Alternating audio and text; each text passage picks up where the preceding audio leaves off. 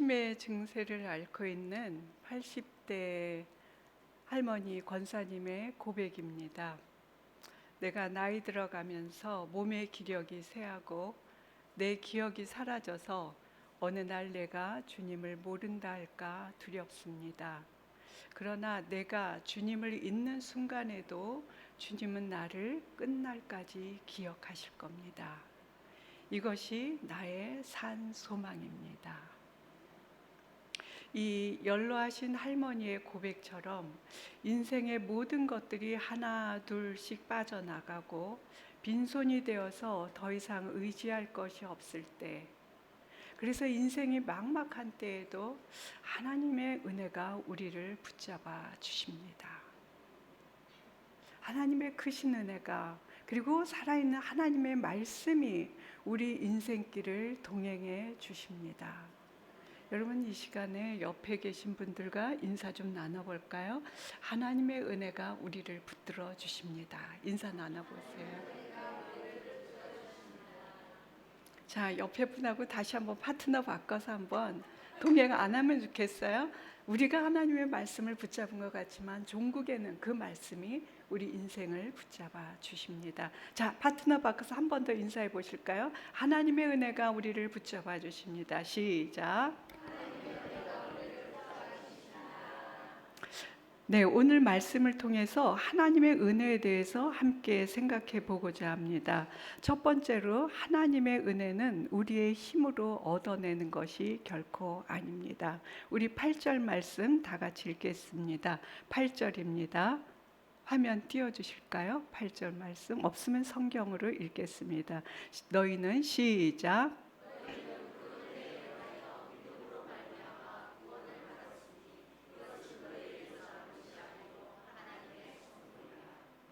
우리는 은혜로 구원을 받았으므로 받았다고 입술로는 고백하지만 삶의 순간순간들을 은혜로 믿음으로 살아내지는 못하고 있습니다. 왜냐하면 우리가 살아가는 이 세상은 은혜의 세상이 아니라 비은혜의 세상입니다. 비은혜가 우리 뼛속까지 깊숙이 새겨져 있어서 우리는 교회에 와서 은혜의 말씀을 듣는데 은혜의 복음을 듣는 것이 아니라 비은혜의 마인드로 하나님의 말씀을 듣고 행동하고 있습니다. 그렇기 때문에 우리 안에 평안이 자꾸 새어나갑니다. 어떤 한 아이입니다. 이 사람이 어른이 돼서 남자 청년이 자기의 삶을 돌이켜보면서 이야기합니다. 아버지는 착했지만 무능했어요. 엄마는 그런 아이들이 넷인 이 집에서 그 무능한 아버지 대신에 억적하지 살림을 하면서 우리들을 키워냈어야 했어요. 제가 막내였는데 엄마는 늘 형들은 학교 가고 없을 때 저를 그렇게 야단을 쳤어요. 야, 너마저 내 말을 안 들으면 내가 인생이 뭐가 되냐? 너 확 죽을래? 엄마는 항상 아이한테 소리치면서 야단을 치고 니네들이 확 이러면 나마저 확 죽어버리고 나가버릴 거야. 아이들은 그때부터 엄마의 말을 들어야 한다고 생각을 했어요. 어느 날 뭐 아무도 없는 그때 엄마는 또 밤일을 하고 와서 지쳐서 이 아이를 보면서 뭐라냐, 아이가 뭐 갖고 놀다가 그랬어요. 자기 초등학교 때래요. 뭐 놀다가 좀 어지럽혔는데 엄마가 애 멱살을 잡고 목을 조르면서 야, 너마저 이렇게 하면 내 인생이 뭐가 되냐, 내가 왜 살아야 되냐, 죽지 못해 살지. 아이를 막 흔들어 댄 거예요. 그때 이 아이는 그런 고백을 해요. 어른이 돼서 나는 그때 엄마와 딜을 했습니다. 거래를 했습니다. 살기 위해서 내가 하고 싶은 걸 조금이라도 하면 나는 죽겠구나. 내가 살기 위해서 어떻게 해야 돼? 엄마에게 인정받는 아들이 돼야겠구나. 엄마에게 인정받으려면 엄마가 하라는 거 다 하면 돼. 내가 하라는 거 하고 싶은 건 안 해야 돼. 엄마가 하라는 대로 하면 돼. 아이는 그렇게 해서 그때부터 자기 평생 자기 자신에게 거짓으로 살았다고 고백을 합니다. 나는 나 자신에 대해서, 내 인생에 대해서 나는 사기꾼이었습니다 라고 어른이 되어서 고백을 합니다. 여러분, 이게 무슨 얘기냐면 우리는 자식에게 사랑한다 하지만 내가 네 새끼니까 이렇게 하는 거야. 길 가는 애들한테는 이렇게 안 해. 근데 새끼는 뭐라고 생각해요? 차라리 길 가는 애 취급해 주지. 우리는 사랑이라고 은혜라고 얘기하는데 이것은 뭐냐? 비은혜라는 거죠. 비은혜란 뭐냐면 출발은 은혜였어요. 은혜가 본래의 의도를 벗어나서 정반대가 된 모습, 왜곡되고 불구가 된 모습, 포장지는 은혜였는데 그 내용은 갈수록 변질이 돼서 은혜가 아닌 폭력이 되어가는 것, 이것이 비은혜라는 거죠. 이 엄마는 아들을 안 사랑했을까요? 사랑했죠.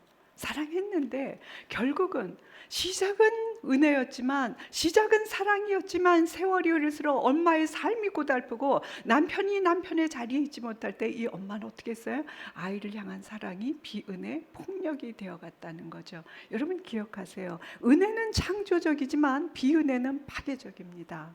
은혜는 인생을 새롭게 살아갈 힘을 주지만 비은혜는 우리의 삶을 점차로 무너뜨리고 있습니다. 출발은 사랑이었지만 세월이 지날수록 폭력이 되고 있습니다.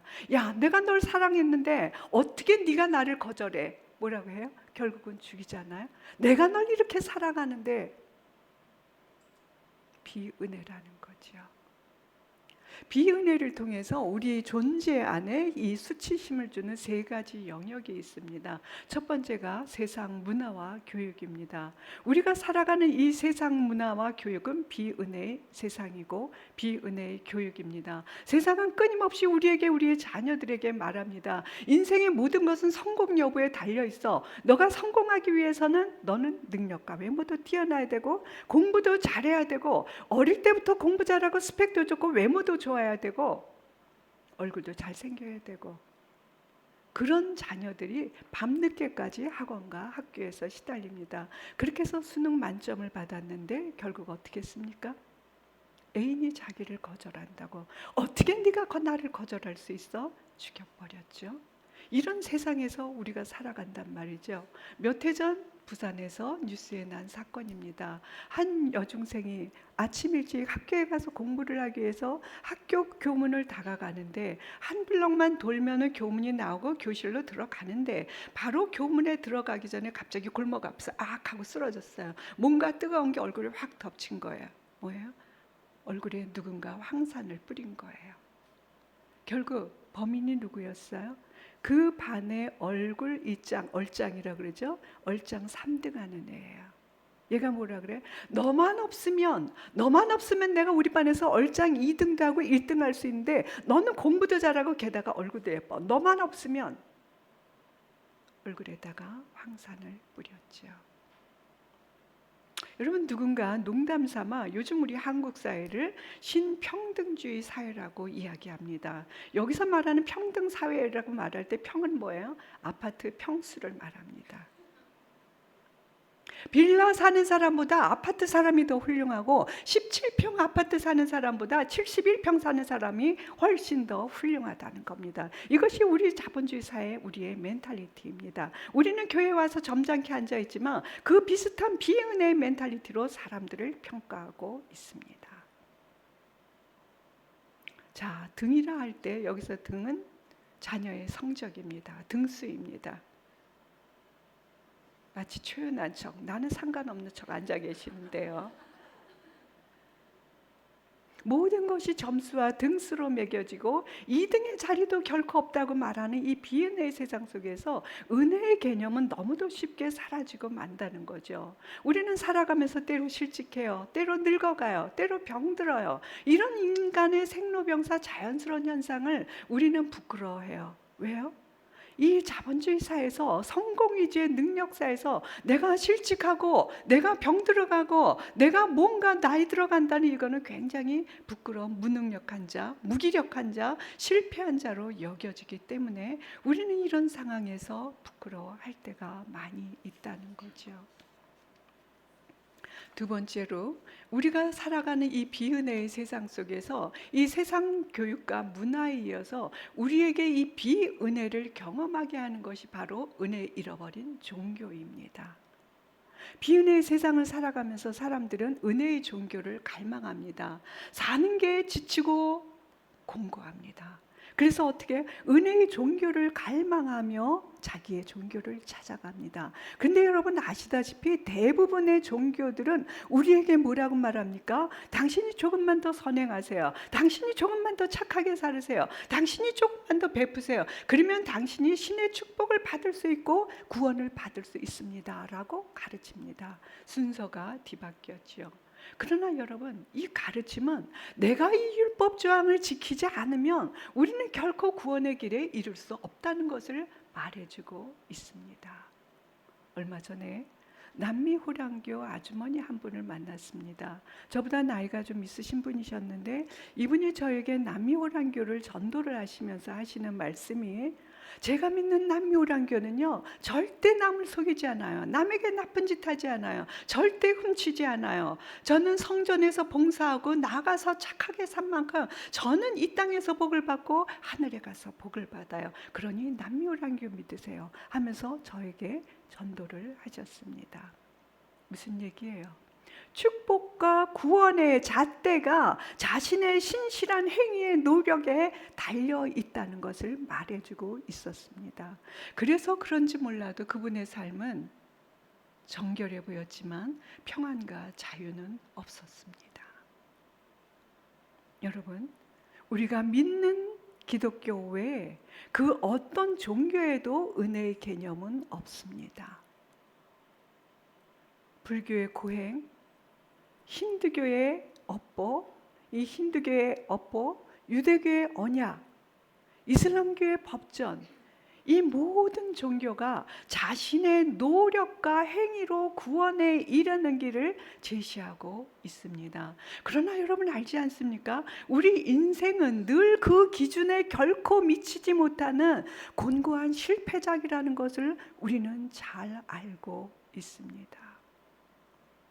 유학 시절에 캐나다 토론토 대학 유학 시절에 여름방학에 어린 아이들 가족과 함께 그 퀘벡이란 도시로 여행을 다녀온 적이 있습니다.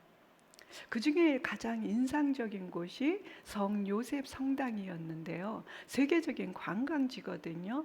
이곳은요, 들어가는 입구에서 성전이 서 있는 저 언덕까지 계단이 수백 개가 쫙 있습니다. 그래서 관광하는 사람들이 이렇게 언덕을 돌아서 버스나 차로 가기도 합니다. 그런데 여러분, 이 수백 개의 계단을, 그 성전이 서 있는 수백 개의 계단을 이른 새벽에, 그 어슴풀에 동이 터오는 그 새벽에 많은 사람들이 그 계단을 올라간다고 합니다. 걸어서 올라가는 것이 아니라 무릎으로 한 계단씩 기어 올라가면서 주여 나는 죄인입니다. 나를 고쳐주소서. 주여 나는 죄인입니다. 나를 용서하여 주소서 하면서 그 계단을, 수백 개의 계단을 바지가 헤어지도록 이 무릎으로 기어 올라간다고 합니다. 병을 앓는 환자들, 구도의 길을 걷는 사역자들, 인생이 쿨쿨한 사람들이 계단을 그렇게 무릎으로 기어서 죄의 사함을 받고자 올라간 그 성당, 그렇게 해서 그 성전에 올라가면은 그 웅장한 성당의 이 모자이크 창문으로 햇살이 쫙 비치는 정말 아름다운 곳이거든요. 그런데 그 중앙에는, 성전 중앙에 창문으로는 이 모자이크 창문으로 무지갯빛 햇살이 비치는데 이 중앙에는 수많은 목발이 걸려 있었습니다. 그렇게 믿음으로 기어와서 제사함을 받은 사람들이 열심히 기도해서 신심으로 병고침을 받아서 목발을 여기 던져두고 갔다는 목발이 성전에 가득히 걸려 있었습니다. 저는 그 목발을 보면서, 이 성전의 목발을 보면서 저는 예수님 시절의 베데스다 연못을 생각했습니다. 새벽에 그 연못물이 제일 먼저 움직일 때 먼저 달려가서 그 움직이는 연못물을 가장 먼저 만지는 자가 치유함을 받는다는 그 연못 베데스다. 그런데 살아난 사람보다 죽어간 사람이 더 많았던 연못 베데스다. 저는 이 아름다운 성전 앞에 서서 우리에게 주신 이 하나님의 은혜는 우리의 피가 나도록 열심인 우리의 믿음, 신심, 그것과 비길 수 없는 엄청난 은혜인 것을 저는 안타까운 마음으로 새겨보았습니다. 너희는 그 은혜에 의하여 믿음으로 말미암아 구원을 받았으니 이것이 너희에게서 난 것이 아니라 무엇이라? 선물이라. 하나님의 선물이라. 행위에서 난 것이 아니니 이는 누구든지 자랑하지 못하게 하려 함이니라. 자, 비은혜를 우리에게 주는 또 하나의 영역이 바로 가정입니다. 가정. 우리가 인생을 살아가는데 인생의 원리는 약속을 지킬 때 유지가 됩니다. 약속에는 두 가지 약속이 있습니다. 계약이 있고 언약이 있습니다. 여러분, 이 컨트랙트, 계약은 뭐냐면 내가 투자한 만큼 내가 누리는 겁니다. 계약은 뭐예요? 나의 행위, 능력을 근거로 해서 사랑을, 대가를 받는 것이 조건적인 약속, 계약입니다. 가정에서의 계약은 뭡니까? 너가 엄마 말을 잘 들으면, 아빠 말을 잘 들으면, 당신이 내 말을 잘 들으면, 당신이 성공하면, 네가 이번에 좋은 대학에 들어가면, 너가 삼성에 들어가면 엄마는 널 사랑해, 널 자랑스러워해. 이것이 바로 계약의 사랑입니다. 당신이 성공하면, 당신이 바람피지 않으면 난 당신을 사랑해. 바람피란 얘기 아니에요. 뭐예요? 이 사랑에는, 이 계약의 사랑에는요, 사랑받을 만한 조건과 이유라는 끈이 달려있는 사랑입니다. 이 조건과 이유라는 끈이 끊어지면 사랑조차 끊어져 버립니다. 그래서 우리의 자녀들은 노심초사하고 있습니다. 어쩌면 매일같이 생겨나는 이 세상의 사건, 사고들은 그 사랑의 끈이 끊어져서 생겨난 일들인지도 모릅니다.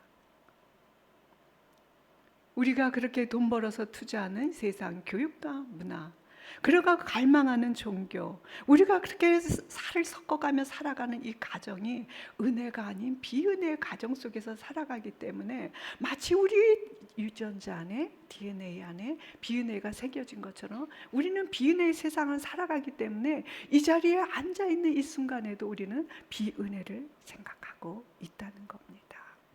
그러나 여러분, 하나님께서 창조하신 가정의 원리는 계약이 아닌 언약의 관계입니다. 커버넌트입니다. 컨트랙트가 아니라 이 언약의 사랑은 하나님의 은혜에 근거한 사랑입니다.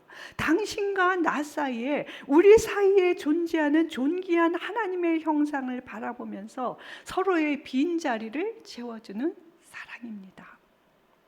너가 내 말을 잘 들어서, 당신이 돈을 잘 벌어와서, 네가 이번에 특목고 들어가서, 네가 엄마 말 잘 들으니까, 네가 이번에 현대에 들어가서, 그래서 난 너를 사랑해, 난 너를 자랑스러워해, 당신이 이번에 상무로 승진해서 난 당신을 사랑해 가 아니라, 하나님께서 우리가 아직 여전히 죄인 되었음에도 불구하고 날마다 찾아오셔서 날마다 손 내밀어 주시고 사랑하시듯이 우리도 서로의 연약함에도 불구하고 기다려주고 믿어주고 밀어주는 사랑, 이것이 바로 언약의 사랑입니다. 그 언약이, 이 언약의 사랑이 부끄럽고 부족한 우리를, 죽을 때까지 당신과 나는 부끄럽고 부족하지만 그럼에도 불구하고 그런 나를 사랑하셨던 그분의 언약의 사랑이 나에게 덮쳐오기에 나 역시 그 사랑을 흉내내면서 당신을, 너를 기다릴게요, 믿어줄게요. 이것이 바로 언약의 사랑입니다.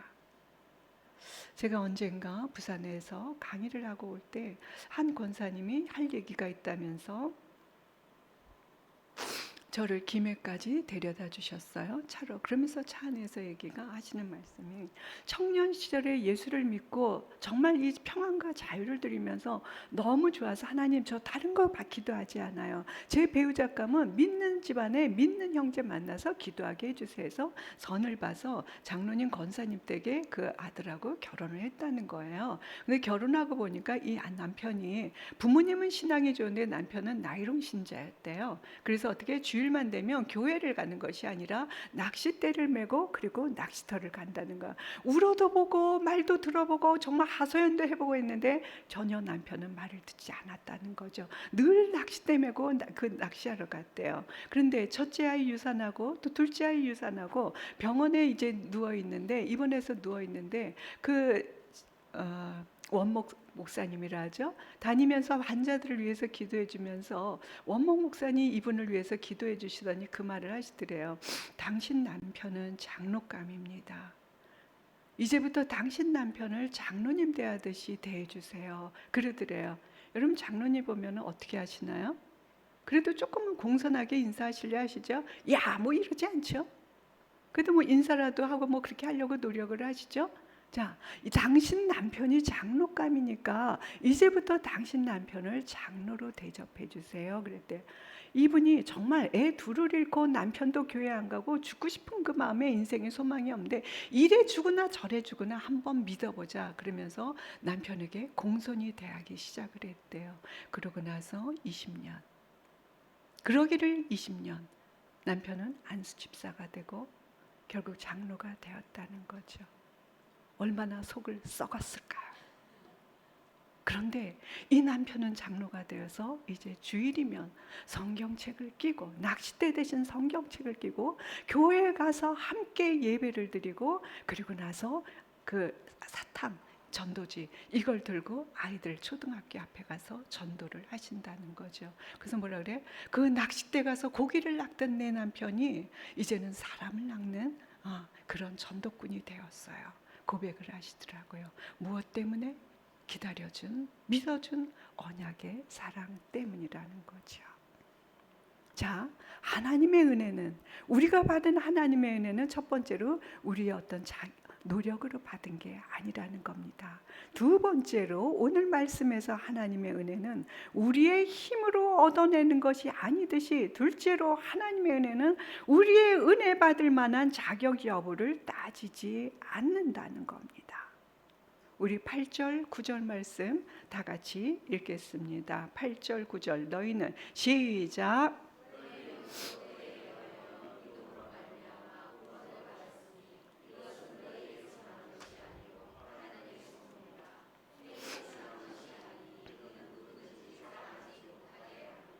우리에게 주신 이 하나님의 은혜란, 하나님께서 예수 그리스도 안에서 예수 그리스도를 통하여 우리를 향해 당신 자신을 내어주신 구속의 사역입니다.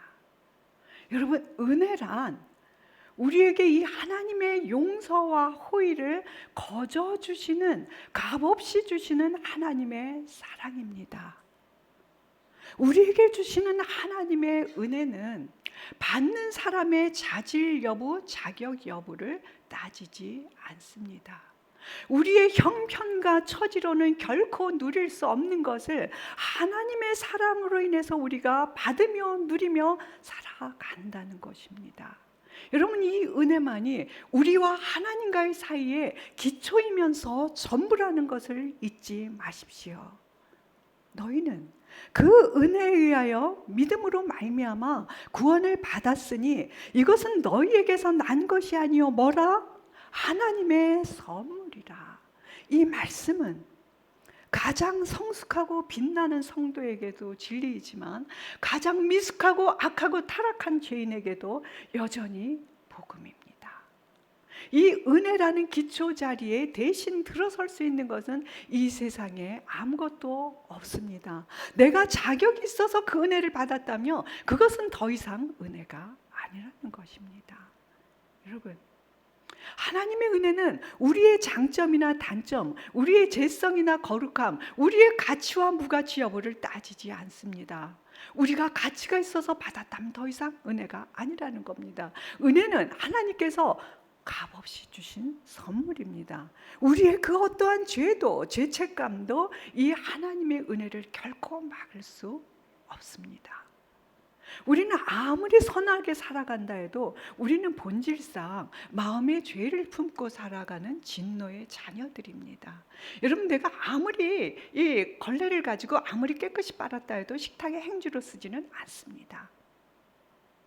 마찬가지로 우리 모두는 하나님의 존귀한 형상대로 지음을 받은 걸작품이지만 실상 우리들의 삶을 하나님 보시기에는 형편없는 불량품과 같은 걸 우리 자신이 잘 알고 있습니다. 이것이 우리의 죄인된 현실입니다. 그런데 그럼에도 불구하고 이 죄인된 우리를 하나님은 찾아오셔서 예수 그리스도의 보혈의 공로로 우리에게 의의 새 옷을 입혀주시고 우리를 원수가 아니라 자녀 삼아 주셨다는 거죠. 그것도 존귀한 자녀. 이 자리에 앉아있는 한 분 한 분이 하나님의 존귀한 자녀라는 겁니다. 나에게 어떤 사랑받을 만한 가치나 값이 있어서가 아니라 당신이 생명을 내어 던질 정도로 나를 사랑했기 때문에 그래서 우리가 가치 있는 존재가 되었다는 겁니다. 내가 헌신해서 그분이 사랑하신 것이 아니라 그분이 사랑하신 그 사랑이 값비싼 은혜고 그것이 감사해서 우리는 헌신하는 겁니다. 이 순서가 뒤바뀌시면 안 됩니다.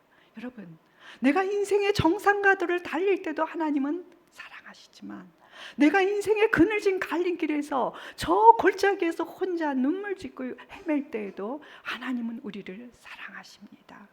하나님 살아계시면 왜 이런 일이 우리 인생에 벌어지죠? 라고 내가 하나님께 삿대질을 하는 그 순간에도 하나님은 나를 나무라시는 것이 아니라 내 곁에 오셔서 눈물 닦아 주십니다. 이것이 우리에게 복음입니다. 하나님의 은혜는 우리의 힘으로 얻어내는 것이 아닙니다. 동시에 하나님의 은혜는 우리의 자격 여부를 따지지 않습니다. 자, 세 번째로 하나님의 은혜는 우리를 소명의 존재로 바꾸어 줍니다. 우리는 부르심, 소명을 받은 사람들입니다. 10절 말씀 다 같이 읽겠습니다. 우리는 시작.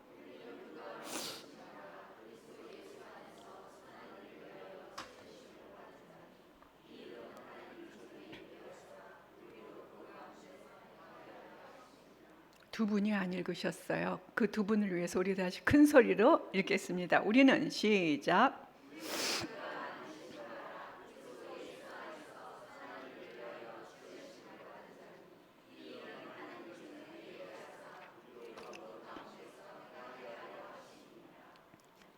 이 자리에 앉아있는 우리 모두는 하나님의 놀라운 은혜를 입은 자들입니다. 그 은혜가 우리를 찾아와서 하나님의 부르심에 응답하는 삶을 살아가도록 합니다.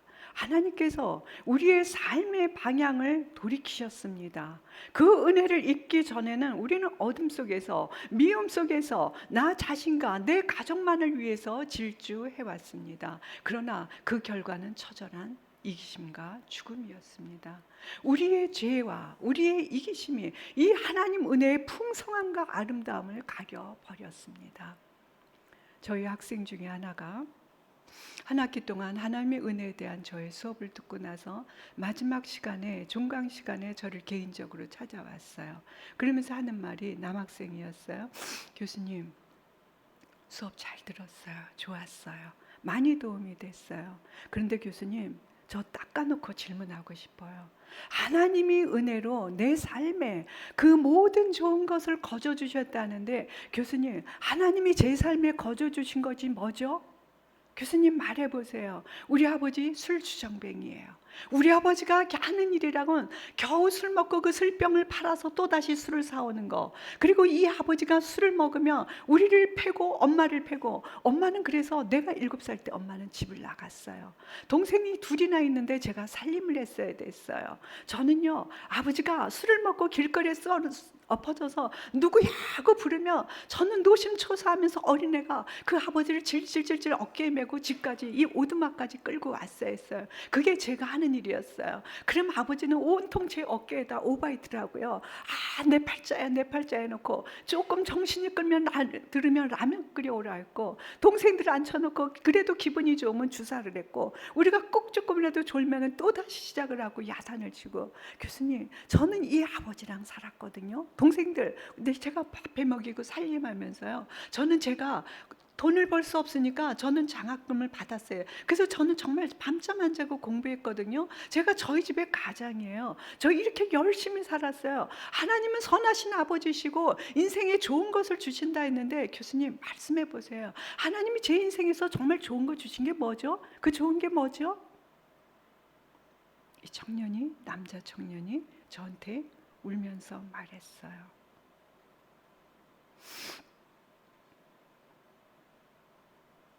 저는 그 청년에게 제 이야기를 들려주었습니다.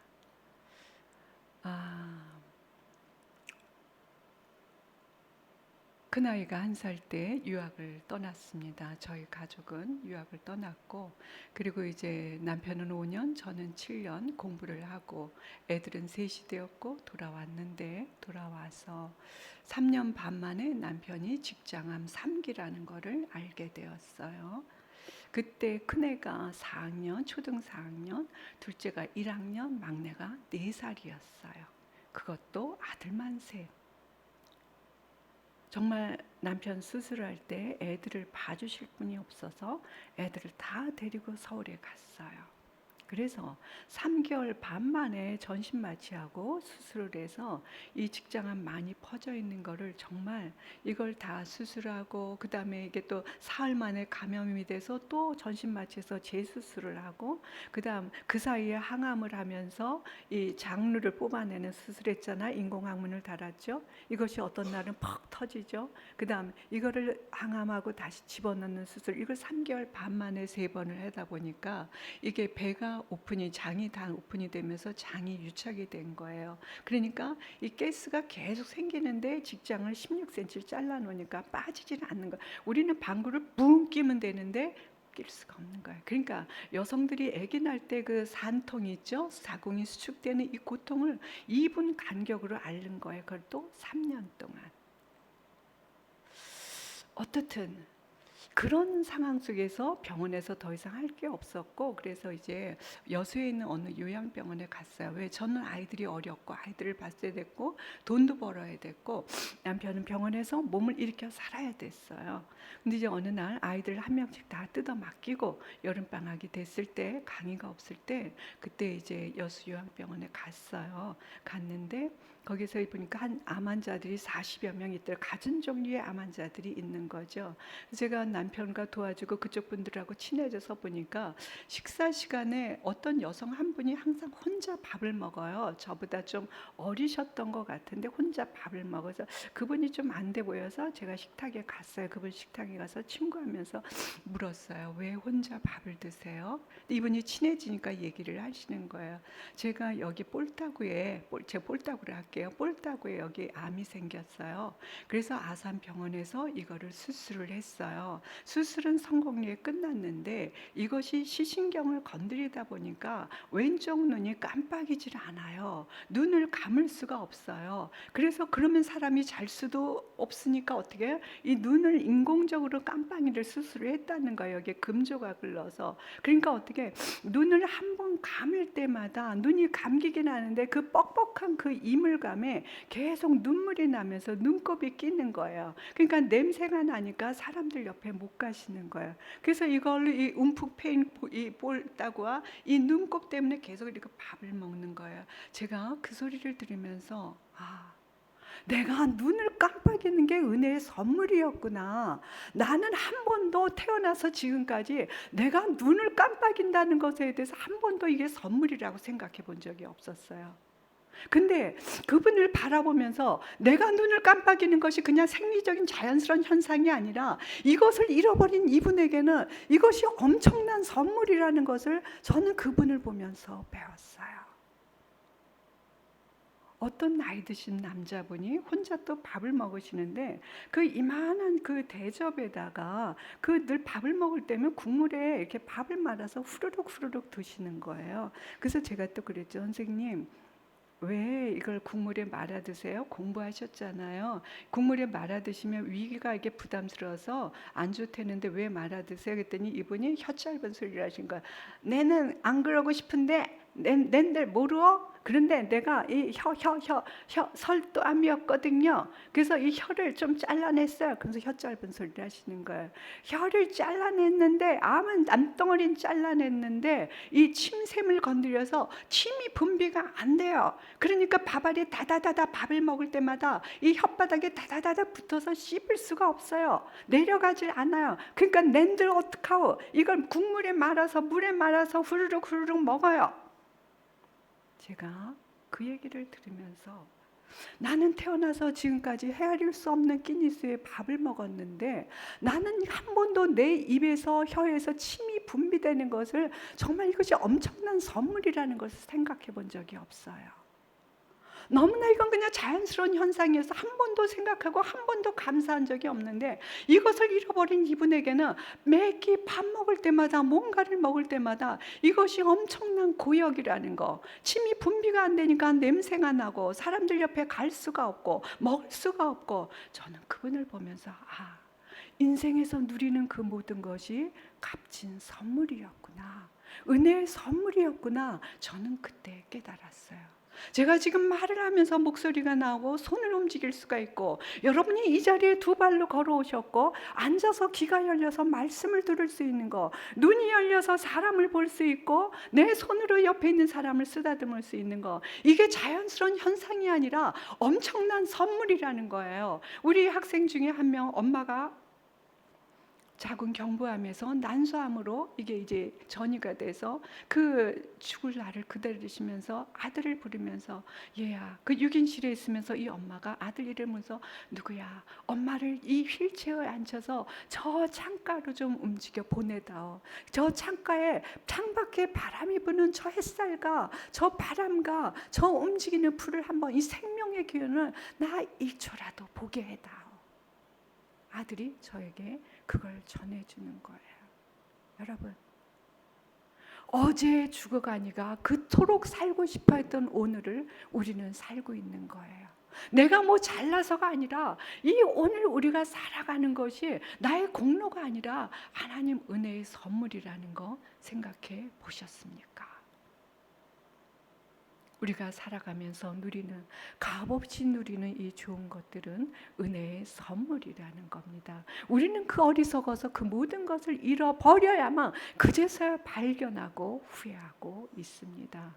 지금 이 자리에 존재하는 이 모든 것이 하나님의 은혜입니다. 그 은혜가 우리를 불러서, 어둠에서 불러내어서, 죄에서 불러내서 이제는 빛의 자녀로, 미움의 사람이 아니라 사랑의 사람으로, 죽음의 사람이 아니라 생명의 사람으로 선한 일을 하며 살아가라고 우리를 부르고 있습니다.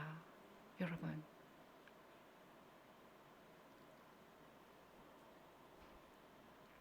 우리는 이 하나님의 사랑을 아무런 값 없이 공짜로 받았습니다. 우리가 받은 이 은혜는 값싼, 공짜로 받았기 때문에 그 값싼 은혜가 아니라 어떠한 가격으로도 감매길 수 없는 너무나 값비싼 은혜라는 것입니다.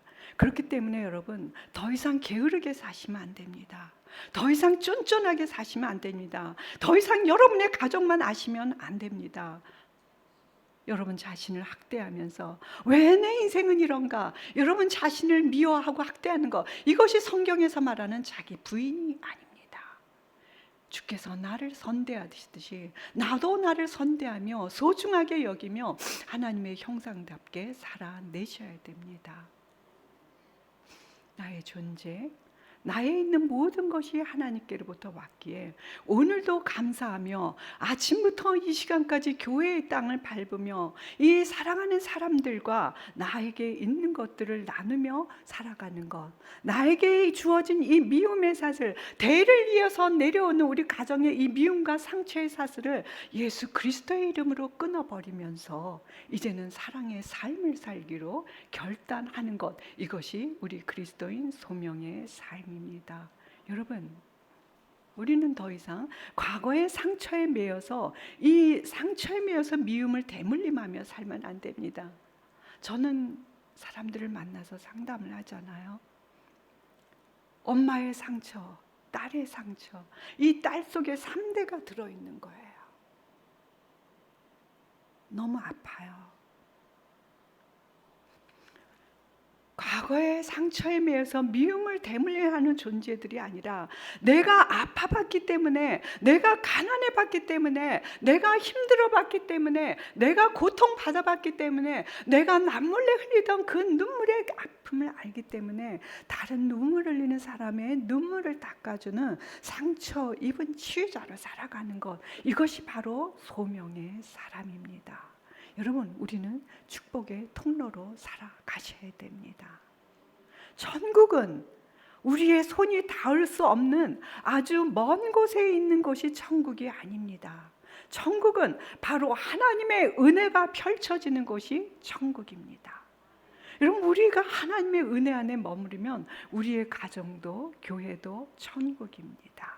그러나 우리가 여전히 비세상의 비은혜대로 살아간다면 우리 가정도 교회도 지옥이 따로 없습니다. 이제 하나님의 소명의 사람으로 살아가십시오. 은혜 받은 자답게 살아가십시오. 20대 젊은이만 아름다운 게 아니라 전도서에 나오잖아요. 우리는 그때마다 하나님이 때에 맞게 아름답게 지으셨어요. 여러분, 그때 맞게 아름답게 살아가세요. 나이는 60대인데 여전히 마음이 20대라고 철없이 산다면 그거 되겠어요? 안 되겠어요? 아니에요, 여러분. 어른답게 살아가세요. 어른답게. 그죠? 어른은 뭐가 어른이야? 아, 비가 와서 땅이 또 지네. 아이, 욕 좀 합시다. 아이, 씨발. 왜 맨날 이렇게 재수없고, 왜 맨날 우리 집은 이렇게 가난하고, 왜 맨날 이렇게 힘들어야 돼? 아이, 씨발. 되는 거 하나도 없네. 아, 저 인간은 왜 죽지도 않아? 이게 어른이 아니라, 그래, 땅이 질구나. 그래, 내가 수고하면, 내가 여기다 마른 흙쪽 내가 갖다 깔면 누군가 마른 길을 가겠지. 그죠? 그 젖은 땅을 보면서 불평하는 것이 어른이 아니라, 불평은 다 할 수 있어요. 그런데 거기다가 내가 뭐 좀 갖다 짚을 연탄재라도 깔고 마른 흙이라도 모래라도 좀 갖다가 깔고, 이게 어른이에요. 그랬을 때 내가 그 깐 길을 내가 못 걸어도, 나는 지느길을 걸어도 다음 젊은 세대들이, 청년들이 그 길을 갈 수 있다면 이게 어른이잖아요. 그죠, 여러분? 노인이 많아지는 이 사회, 한국에 희망이 없다 말씀하시지 마시고 어른이 많아지면 좋겠어요. 우리가 어른다운 어른, 그죠? 이것이 바로 어른으로 부르심 받은 우리의 소명의 삶입니다. 야, 나 때는 말이야, 할 얘기가, 현재 할 얘기가 없으니까 나 때는 말이야 과거 이야기하시고, 아, 내 새끼는 삼성에 가서, 내 남편은 돈을 뭐 몇 700, 병원에 갔더니 별 사람이 다 있더라고요. 입원해 있는데 정말 한 달에 월 수입이, 나는 상가 건물이 있어서 7, 800이 들어요 하는 사람도 있고, 보험을 잘 들어서 진단금만 2억 가까이 돼요 하는 사람도 있고. 근데 그러면 끝인데 거기다 하나님의 은혜예요. 그러면서 나누지는 않아요. 여러분, 어른답게 살아갑시다. 평생 가족을 때리던 손으로 이젠 용서를 구하세요. 그 손으로 쓰다듬어 주세요. 이 욕설을 내뱉던 이 저주받은 입술로, 정말 이 저주받은 자녀라고 그렇게 욕을 하던 그 입술로 이젠 축복해 주세요. 내 남은 생에 쓰다듬어 주시고 축복해 주시고 안아 주시고 어른답게 살아가시면 좋겠습니다. 이제는 용서와 축복의 삶을 살아가시면 좋겠습니다. 이제 마무리하겠습니다.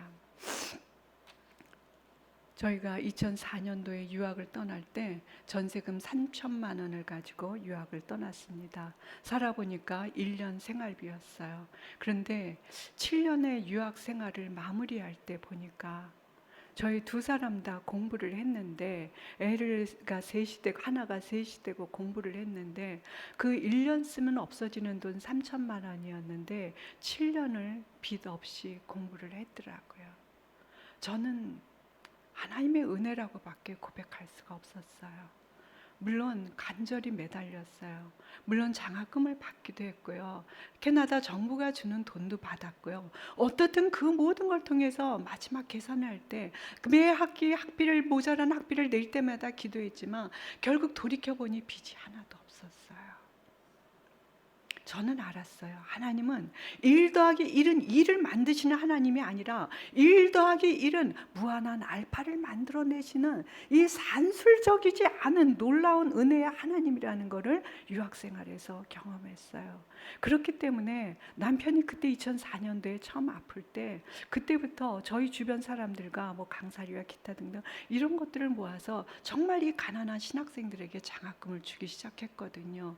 그것이 정말 1억을 넘어갔어요. 자랑이 아니라 저희가 다 한 게 아니라 정말 이렇게 여러 사람이 마음을 합치니까 생명을 살릴 수 있더라고요. 저희가 유학생활 중에 미국에서 프린스턴에서 공부하고 토론토로 캐나다 토론토로 갔는데요. 여름에 이제 그 여름 방학 때 이 토론토 에서 미국 프린스턴까지 이렇게 친구들을 보러 이제 차로 내려오는데 그때는 내비게이션이 없었어요. 그러면 지도를 며칠 전서부터 공부를 하는 거예요. 그래서 이제 옆에 사람은 지도를 보면서 길 안내를 한 사람은 운전을 하고 이러는데, 근데 이게 이제 토론토에서 여기 나이아가라 폭포까지 1시간 40분 거리, 나이아가라 폭포에서 뉴욕까지 한 8시간 이렇게 걸려요. 근데 애들이 어리니까 이거를 10시간 넘어서 운전하는데 맑은 날 출발을 해도 시간이 장시간이니까 어느 산속 지역을 지나갈 때면 소낙비가 앞이 안 보이게 내리는 지역이 있어요. 그날도 이제 뭐 음악을 들으면서 비가 좀 내리기 시작을 했는데 무지개 뜬 것도 구경을 했고, 아무튼 그러면서 뭐 애들하고 뭐 이렇게 이제 뉴욕을 향해서 가고 있는데 길을 잃어버린 거예요. 비가 툭툭툭 많이 내리기 시작을 했어요. 그런데 길을 잃어버렸어요. 내비게이션도 없죠. 지도밖에 없는데 정말 이 산속에 아무것도 없는 거예요. 비는 쭉쭉 내리기 시작을 하는데, 그런데 쭉 가다 보니까 길을 따라 가다 보니까 오두막이 하나 나오더라고요. 그래서 남편이 거기 들어가니까 거기가 우리식으로 하면 편의점 같은 거예요. 산속에 이 여행자들을 위한 작은 편의점이었어요. 그 남편이 거기에 가서 길을 묻고 들어와서 자동차 시동을 켜는데 시동이 안 걸려요. 다시 했어요. 안 걸려. 3번, 4번, 5번을 해도 안 걸리는 거야. 산속에서 길을 잃어버린 거예요. 너무 당황을 했죠. 그래서 남편이 들어가서 다시 그 편의점에 들어가서 얘기했어요. 내 차가 시동이 안 걸리는데 도와줄 수 있나요? 그랬더니 걔네들이 I'm sorry. 우리는 그런 거 몰라. 도와줄 수 없어. 그러는 거야. 그래서 남편이 들어 나왔는데 너무 막막한 거죠. 그 미국 땅에서. 그래서 할 수 있는 방법이 뭐예요? 애들하고 우리 기도하자. 하나님께서 천사를 보내주시도록 기도하자.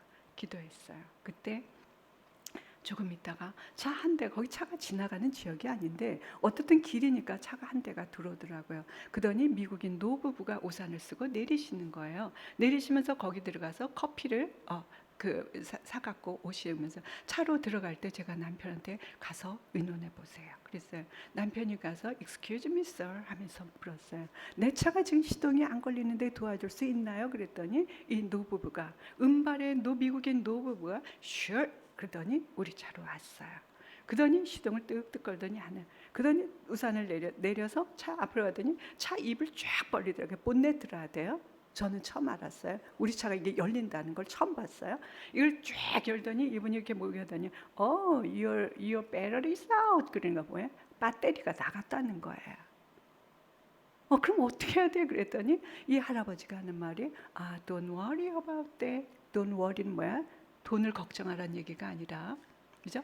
걱정하지 마라. 내가 오늘 저 나이아가라 폭포에 오늘 여행을 가면서 아내랑 여행을 가면서 장거리기 때문에 이거 충전하는 거를 여기에 넣어왔다. 내가 도와줄게. 걱정하지 마라. 이 얘기를 하시는 거예요. 그러면서 자기 차와 우리 차를 연결해서 이거 부릉부릉 이거를 연결을 하시는 거예요. 비는 그때 계속 쭉쭉쭉쭉 내리고 있었어요. 그 할머니가 우산을 받치고 남편이 우산을 받치고 할아버지는 계속 그걸 하고 있었고, 그래서 제가 그랬어요. 할머니 들어가세요. 제가 우산 받치게 했더니 아니야. 너는 네 애기들이 어리니까 애기들 봐. 내가 할게 하면서 두 분이 그렇게 열심히 하시는 거예요. 그런데요. 정말 차가 시동이 걸렸어요.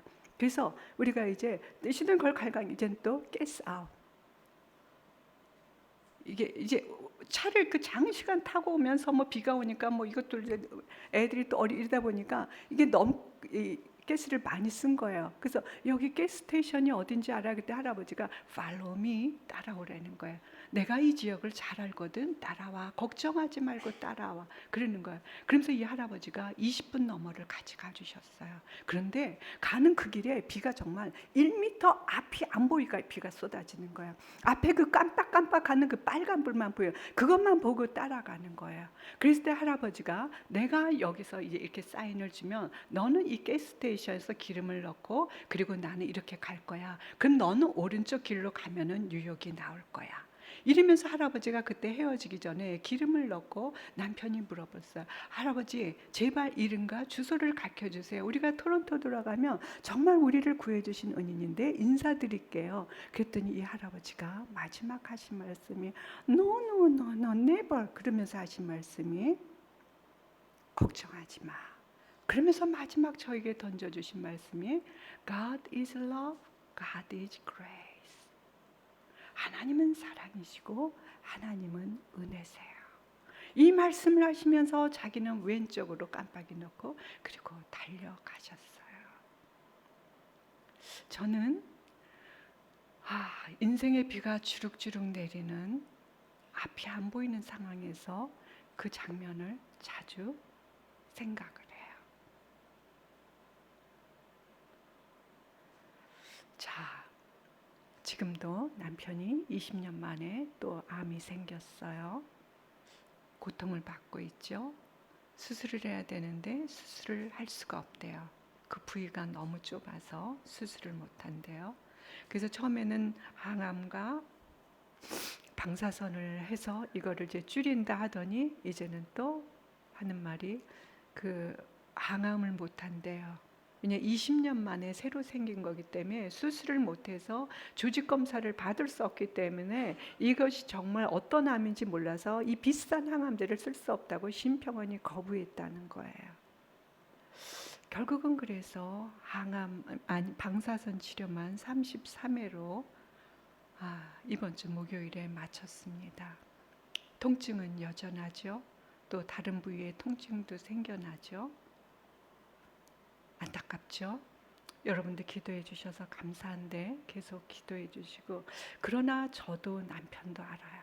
그 어떠한 순간에도 하나님은 신실하시다는 거, 우리의 삶을 은혜로 인도해 오셨다는 걸 저희는 고백합니다. 여러분, 하나님의 은혜가 우리 인생을, 우리 가정을 순간순간 노크하고 있습니다. 그렇다고 해서 하나님의 은혜가 순간순간 우리를 찾아온다고 해서 그 모든 사람이 하나님의 은혜를 체험하는 것은 아닙니다. 인생의 주파수를, 인생의 안테나를 하나님께 맞추고 그 은혜에 열려있는 자만이 은혜를 맛보고 누리며 살아갑니다. 여러분 인생의 주파수를 세상의 주파수가 아니라 하나님께 맞추고 살아가세요. 그러면 그 은혜가 얼마나 풍성한지 경험하실 수 있습니다. 여러분, 우리가 하나님의 은혜를 거절하고 우리가 그 하나님을 없다고 말할 수는 있어도 우리를 향해서 밀려오는 그 하나님의 은혜를 그 누구도 거부할 수 없습니다. 우리를 사랑하시는 그 하나님의 사랑을 누구도 멈추게 할 수는 없습니다. 이것이 바로 우리가 믿는 은혜의 복음입니다. 인생은요, 하나님의 은혜에 대해서, 그 은혜의 부르심에 대해서 예라고 부를 수 있는, 대답할 수 있는 짧은 기회입니다. 오늘 사랑하십시오. 오늘 여러분의 사랑을 전해 주십시오. 그 하나님의 은혜가 충만하기에 우리의 남은 삶, 은혜 받은 자답게 소명의 삶을 살아가시길 바랍니다. 저는 이 할머니 한 분 얘기를 하고 마무리하겠습니다. 제가 아까 어른의 삶을 살자 그랬는데 저 역시 어른이 못 돼요. 참 옹졸해요. 그런데 제가 어제도 참 도전을 받은 게, 남편이 처음 아플 때 그때 그 교회에서 저를 좋아하시던 참 가난한 할머니 한 분이 계세요. 평생을 요양보호사로 살아오셨어요. 배운 게 별로 없으세요. 근데 제가 설교를 하거나 남편이 강의를 하거나 이런 참 좋아하셨어요.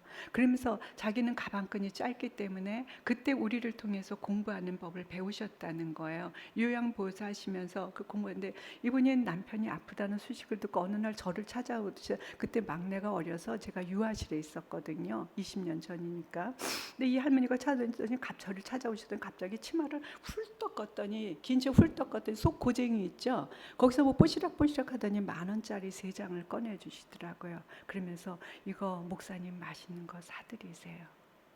저는요 그때 그 3만 원을 받을 수가 없었어요. 할머니가 우시더라고요. 내가 가난하지만 교수님 이 3만 원 받아주세요. 저는 그때 그 3만 원 받으면서 3천만 원을 받은 그런 기분이었습니다. 근데 이분이 또 어떻게 알고 또 전화를 하셨어요. 그러면서 저한테 하시는 말씀이, 제가 조금만 보내게 계좌 가르쳐. 저는 절대 가르쳐 줄 수 없어요. 이분이 지금 86세래요. 그분이 저한테 하시는 말, 교수님 평생의 은혜를 입었어요. 저는 공부가 아니었는데 그거를 가르쳐 준 분이 교수님이에요. 교수님은 저를 선대해 주셨고 존중해 주셨어요. 공부의 세계를 열어 주셨고, 지금 제 눈을, 제가 이 86세, 남편이 5년 전에 돌아가시고 요양병원에서 지금 귀도 어둡고 눈도 어둡고, 그런데 매일매일 성경을 읽을 수 있도록, 그리고 좋은 양서를 읽을 수 있도록, 작년에 남편이 낸 책이 있어요. 인생의 질문, 신앙의 답변. 이 책이 기독교 그 작년 출간물 중에 최우수상을 받았거든요. 이 책을 보내드렸더니 그 어두운 눈으로 그걸 읽으면서 은혜를 받고 계시다는 거예요. 86세 이분이 어두운 눈으로. 그래서 나는 이 마음을, 감사의 마음을 전하고 싶어요 이러면서 이분이 우시더라고요. 그래서 제가 그럼 딱 3만 원만 보내주세요. 이번에도 3만 원. 그게 저한테는 3천만 원에 3만 원 보내주세요 했거든요. 얼마 보낸지 아세요? 저한테 50만 원을 보내주셨어요. 저는 이게 이분 인생의 전부가 아닌가 싶을 정도로 가슴이 참 무거워요. 어떻게 해서든 이거를 더 불려서 돌려드리고 싶은 심정이거든요. 저는 제가 이분을 보면서, 이게 어른이구나. 이게 어른이구나. 많이 배워서 부자여서 어떤 높은 지위에 있어서가 어른이 아니라 이게 어른이구나. 제가 그런 분과 함께 걸을 수 있다는 게 참 놀랍고 감사했습니다. 여러분, 이 하나님의 은혜가 충만하기에 여러분의 남은 삶, 저의 남은 삶, 우리도 아프고 힘들지만 우리의 손을 펼쳐서 은혜 받은 자답게 소명의 삶을 축복의 통로로 살아가실 수 있기를 간절히 축원합니다.